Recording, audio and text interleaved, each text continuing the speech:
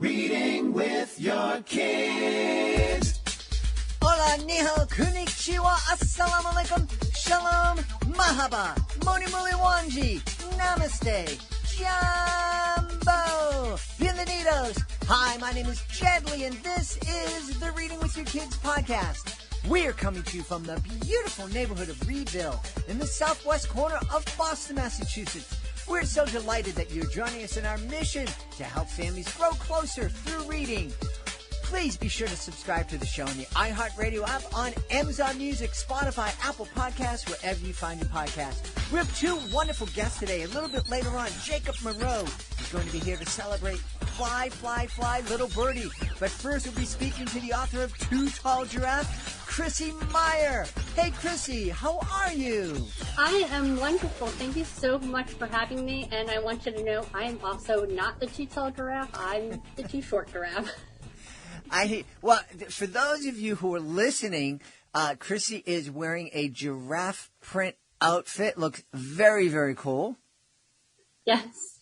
I like to get into my role. So tell us about the Too Tall Giraffe.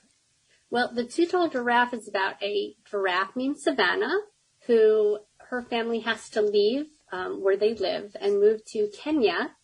And when Savannah starts in a new school, she is the tallest giraffe in class, and some of the other giraffes are not so excited about it and tease her. And because she's the too tall giraffe. But what they don't know is that Savannah has a superpower, and she's going to have to decide if she knows what it is and how to use it. It's interesting because we've talked to, this is our fifth year of publishing the Reading with Your Kids podcast, and we've had lots of authors on who've talked about bullying in different aspects. You're the second author who's come on talking about height and about how kids are sometimes feel out of place because of their height. And we had an author on, and actually her daughter, who was the inspiration of the book, talking about being small is not so bad after all. And it's really interesting to also understand that the kids who stand out on the other end of that spectrum also don't feel super great about it either. Yeah, and one of the reasons I said I'm the too short giraffe, I wanted to write not my own story. I wanted to put a twist on it because I wanted to make sure it was universal. Mm-hmm. Because whether you're too short or you're too tall, or in my case, I had a cleft lip and palate, whatever makes you look and feel different is the same universal feeling for everybody. You feel out of place and you're trying to hide it. But when it's a height or a look, you can't hide it. Mm-hmm. It's not so easy. Mm-hmm. And so that's what I really wanted to hit on with this story. Correct me if I'm wrong, but I'm thinking back to my kids, and I'm thinking that whole idea of feeling like you don't fit in and feeling different and feeling like, wow, I wish I was invisible and no one could see me. That feeling wasn't limited to the kids who were way short and the kids who were way tall, or the kids with cleft palates or obvious physical differences. As I recall, I think most of the kids kind of felt that way, but they just didn't know it. Yeah, it's interesting because, for me, a cleft lip and palate, I have a visible scar. Mm-hmm. When you're tall, you're short, you have a visible.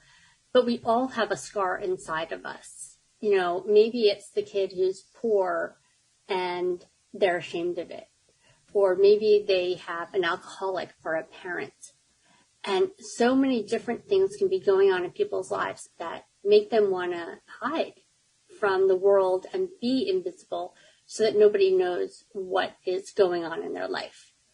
And, that's, I don't want to say it's sad, but it is, because that just because you have something going on at home, just because you look different does not mean you don't have worth in the world. Yeah, yeah.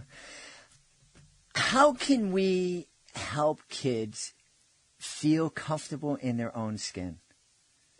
Well, I think the first thing is, and one of the reasons I wrote the story is to see that whatever is different about us is in some way, shape, or form tied to our power in the world. And so when I was in elementary school, I was like the short, skinny kid who was, not good at sports I was learning disabled. I didn't have much going for me.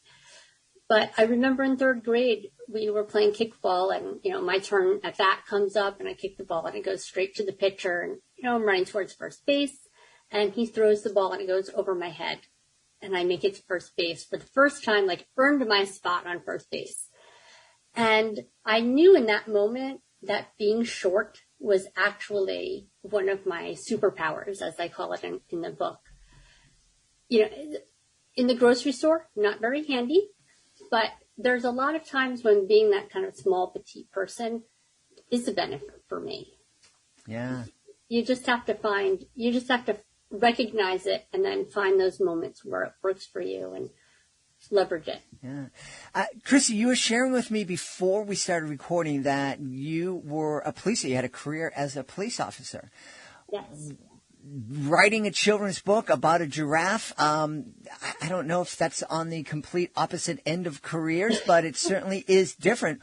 What inspired you to become a children's author?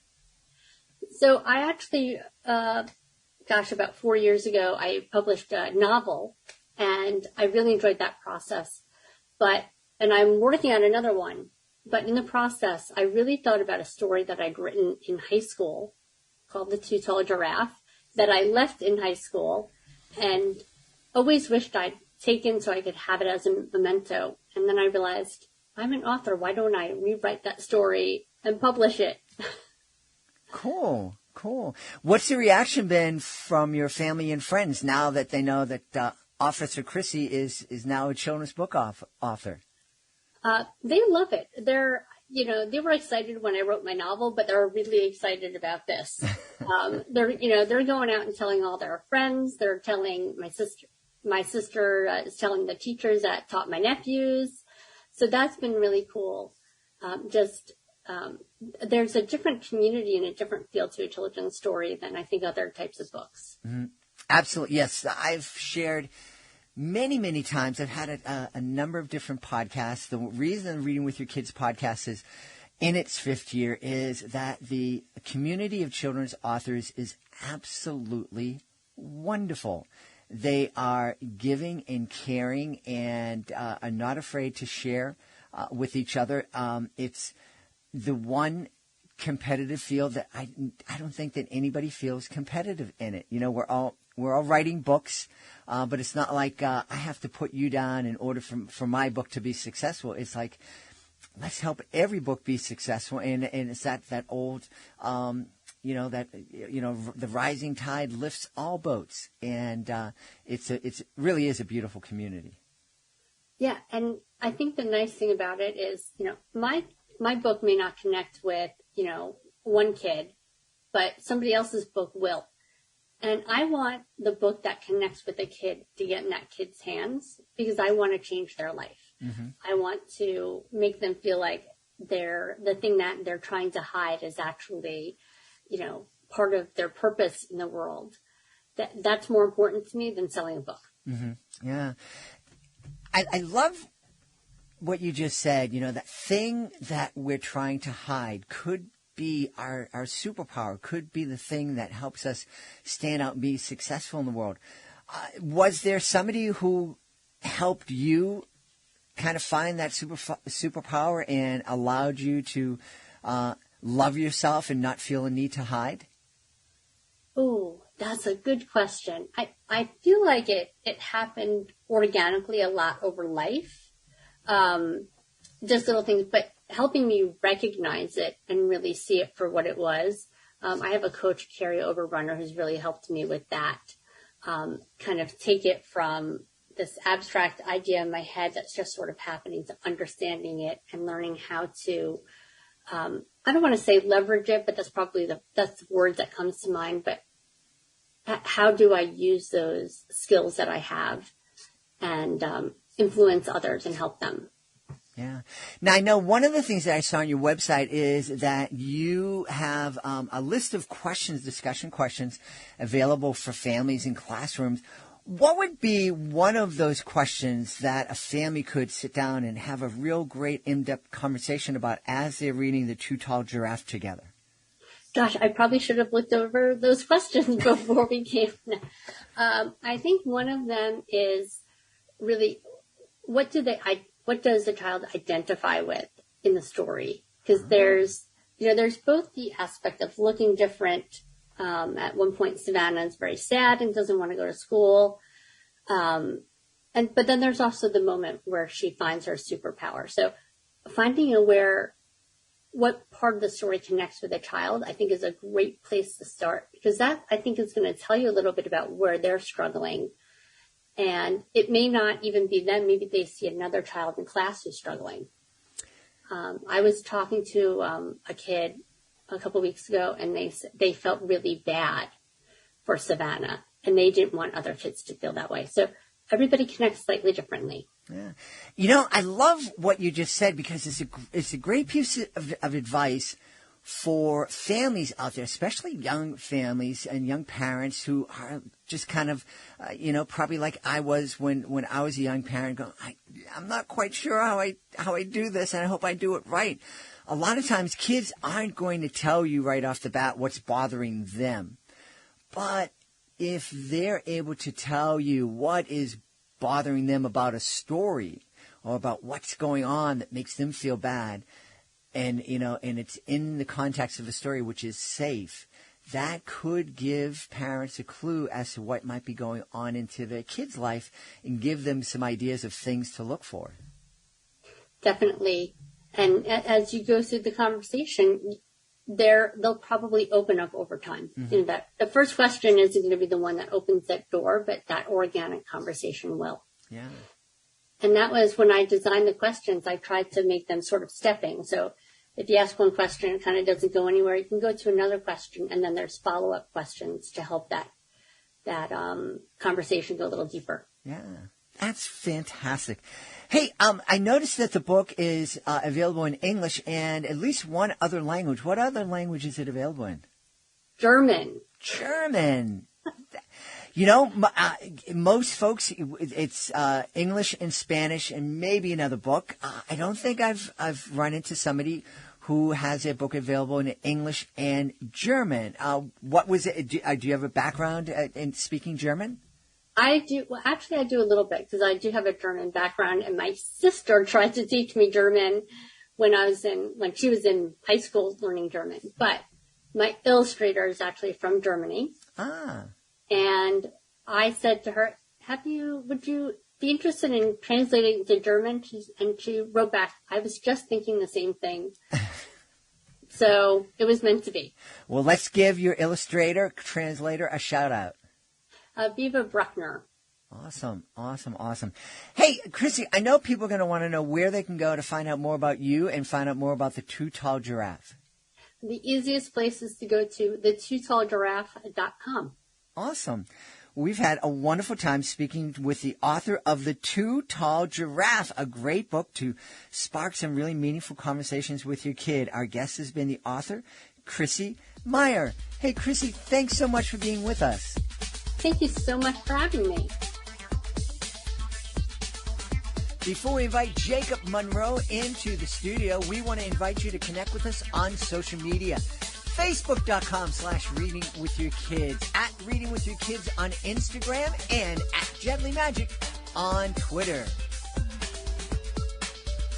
Join us right now from outside of Columbia in Maryland. Our guest today is here to celebrate his debut picture book. It's called Fly Fly Fly Little Birdie. Please welcome to the show, Jacob Monroe. Jacob, how are you? Hi, Jed. I'm doing great. Thanks for asking. I'm really excited to be talking with you today. Thanks for having me.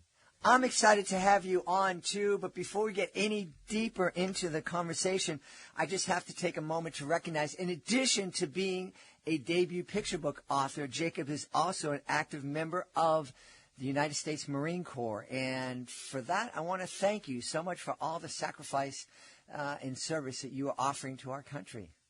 Thank you very much for that. I really appreciate that. Yeah.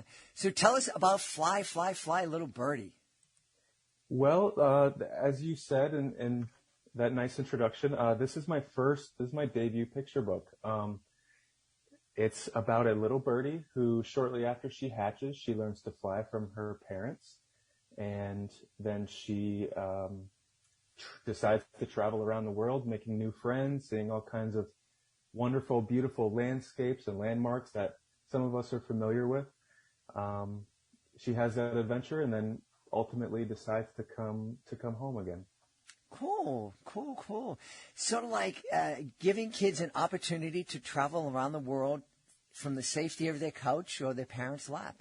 Yes, absolutely. And that was one of the aims with the concept and the storyboarding for the images and illustrations, was to turn it into a conversation. Because reading this book, it's a rhyming book, and there's maybe about 300 or so words. So really reading it would only take a few minutes, but I really liked the idea of turning it into a conversation between the child and the parent or caregiver. I really liked that idea. Yeah. Now, through the magic of technology, I am able to look deep inside Jacob's home or office, and I can see that there's a keyboard behind him and a guitar. And he just shared with us that Fly, Fly, Fly Little Birdie is a rhyming book. I'm guessing there's a musical background and maybe some songwriting going on in your life? A little bit, yeah, a little bit less recently, working on the book and everything and moving into a new house. But yeah, I love to produce music. That's kind of like my bread and butter. Now, I understand that the inspiration for Fly, Fly, Fly Little Birdie came in part from your daughter. Am I right? Yes, sir. That's right. We've always read to her. Her name is Sophia, and we've always read to her at night before bedtime. And as she got a little bit older, we found that it was fun to kind of just make up stories as we go. Because we found ourselves reading through all of the books that we had, which is a good thing. It's definitely a good thing. But yeah, we would sit there with the lights out and just we would establish like some rules. So like one of the big ones was if we were running late to bedtime, we would have to tell a story in 5 minutes. You have to say it in 5 minutes, or it has to be about ants, or it has to be about a traveling flower, and we would have the most ridiculous and silly ideas. Which was really the fun of it. That's why we had so much fun doing it. And this particular story was one that we conjured up maybe about a year and a half ago now, and it just turned out to be really nice and really good. And as it is in the book right now, it's pretty much as I told it to her that night. I love that you use that word conjure, because a lot of stories kind of happen magically, especially when you're collaborating with your daughter. Ideas just kind of come together, and it's a beautiful, magical thing. Absolutely. I agree with that. And that's like one of the joys as a parent, that you get to see that evolution of seeing an abstract idea in your child's, you see them working it out on their face, or you see them thinking, they're looking up, and that in itself is a beautiful moment. But when they can turn it into something, tangible, or they get to see you do that and see the reaction that they have, I think is absolutely beautiful. Yeah. It's one of my favorite things to see. And, you're reminding us, we talk a lot about the importance of reading with our kids and all the benefits that kids get from reading together. But we don't celebrate enough the time of just being together with your kids, telling story, that old tradition of oral storytelling. Now, whether you're talking about a member of your family that might have passed. My daughter never met my grandfather or my grandmother, but they can tell you stories as if they grew up with them. And I think that's so valuable, sitting down and spending time telling stories, creating stories with our kids. It's a great way to empower them more than anything else. Absolutely. And I love that word, empower, because that's that's always been like my goal with my daughter and my nieces and nephews and really any kid that I've been around. I've done some volunteering before with children, and empowering them is kind of like the number one goal, because at the end of the day, if you were able to see your child's life from birth to death, at a minimum, I would love to say that their character was beautiful and that they were happy and they were confident, and, you know, there's tons of other words that could follow that. But yeah, I think that's like the number one goal.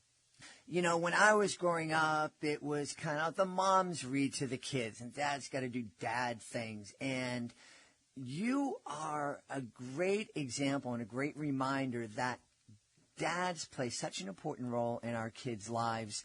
And you must be an incredibly busy guy serving our country in the Marine Corps, but you still make sure that you spend time every night reading with your daughter. Where did that mission, to borrow a phrase from your service, where did that mission, that idea for mission come from? Well, that could turn into a long answer, but I think it was really probably stemmed from a type of calling when my wife was pregnant.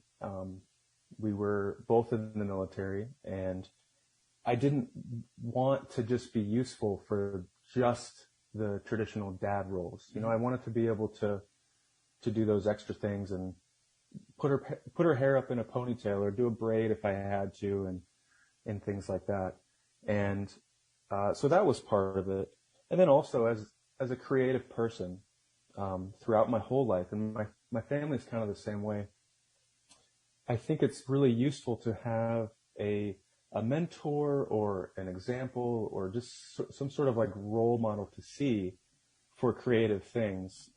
So like where reading comes into play in that, a child being able to see their dad who is typically feeling like that stern and constant like rock foundational role, see the dad being silly or thinking kind of crazy and coming up with stories. I thought that was really important. And also to tack something else to the end of that, I heard something from a guy by the name of General Peter Pace, and he said, as a military member, it's really easy to miss out on time as a quantitative thing, but it's the quality that matters. And that's not really a new idea, but it's something that I think should be reminded to people, because not just in the military, but everywhere, because most of us work 9 to 5 jobs, maybe 5 to midnight jobs or midnight to 8 jobs. And it's really easy to beat yourself up about missing that time with your kids. But you don't need that much time to have a beautiful, wonderful, positive impact on your kids. So I've really just strived to like make the time that we do have together really, really meaningful. Yeah.